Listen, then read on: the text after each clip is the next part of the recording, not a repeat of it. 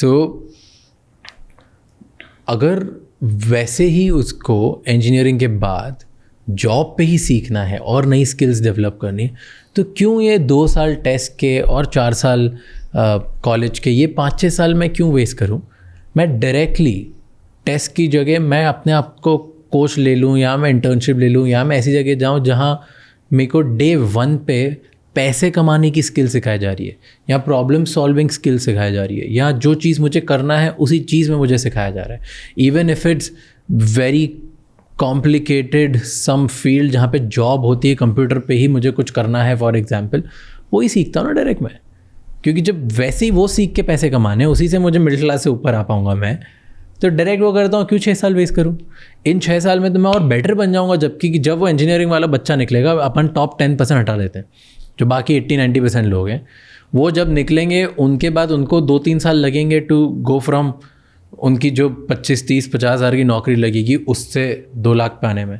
तो एटलीस्ट 6 + 3 9 साल की जगह मैं पहले 3 साल में ऐसा कर लूँ ना। ऐसा बहुत लोग ट्राई करते हैं, तो हो पाता है कि नहीं हो पाता, ये क्वेश्चन। उसका सक्सेस रेशियो जो नॉर्मल स्टूडेंट्स उनसे बहुत कम होता है। क्यों? 2 चीज़ें।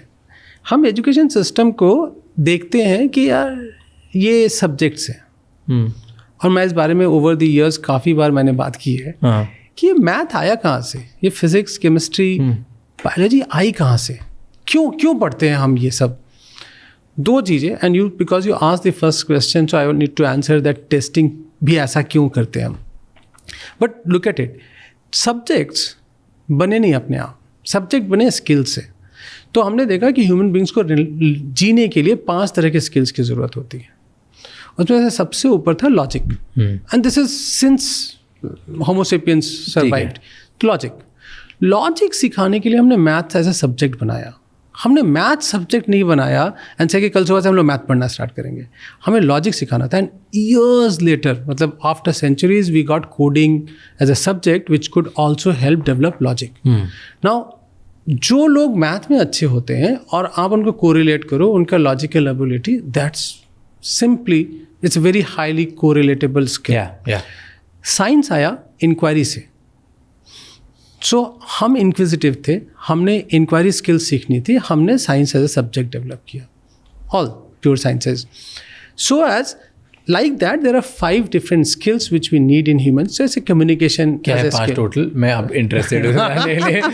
Logic, inquiry, communication is 3rd, जिसके वजह से सारे लैंग्वेजेस डेवलप किए, then memory, and then physical ability.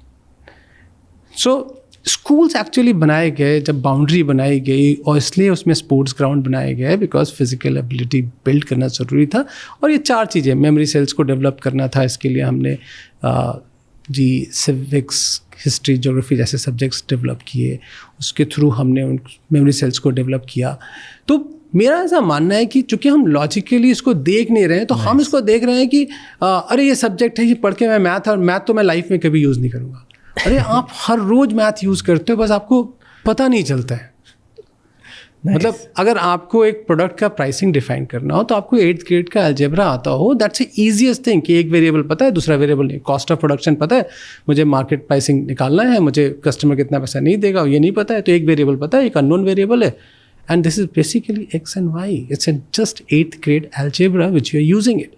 हम अपने लाइफ में रोज़ मैथ यूज़ करते हैं, बस यहाँ से वहाँ मुझे जाना है, मुझे लॉजिकली ये रूट ज़्यादा टफ दिखता है, ये वाला रूट इजी है, ये लंबा है लेकिन लेस टाइम कंज्यूमिंग है, आई विल, अच्छा लॉजिक। हमने क्या किया ना, ओवर द ईयर्स अगर आप देखो तो इंग्लिश की क्लास में हम कम्युनिकेशन सीखने नहीं जाते, एक चैप्टर कंप्लीट करने जाते। अगर हमने धीरे धीरे करके वापस, जो आप बोल रहे हो कि मैं सीधा स्किल्स ही क्यों ना सीख लूँ, मैं ये सब्जेक्ट्स क्यों सीखूँ और उसके बाद इन स्किल्स को ज़्यादा अच्छा क्यों करूँ, मैं बोल रहा हूँ अगर आप इन सब्जेक्ट्स को देखोगे डीप इनसाइड, इन सब्जेक्ट में स्किल्स तो एम्बेडेड हैं, just that we are not seeing it like this and we are saying that अच्छा कोडिंग, तुझे सॉफ्टवेयर डेवलपर बनना है, कोडिंग ही सीखना है, कोडिंग ही सीख ले। लेकिन अगर आप मैथ में अच्छे हो और कोडिंग सीख जाते हो ना, you will be a deadly coder. कि लॉजिक बहुत स्ट्रांग होगा तो कोडिंग बहुत सिंपल होगी। Good answer by the way, this I am hearing for the first time. या मैंने नहीं सुना था ये, मुझे पता भी नहीं था कि ऐसे बना है। तो मेरे हिसाब से, और मैं one of the reason to share this, if you can take it out to lot of people and say, जब आप अगली बार मैथ की क्लास में बैठो या मैथ का चैप्टर खोलो, तो आप उसको एक नॉर्मल चैप्टर की तरह मत देखो। आप सोचो कि इसमें इसके डीप इनसाइड में क्यों पढ़ा रहे हैं मुझे, ये कौन सी एबिलिटी डेवलप करने की कोशिश कर रहे हैं। सेम वे अगर जेई का पेपर देखो और नीट का पेपर देखो, दे पेपर्स आर डिफाइंड डिफरेंटली।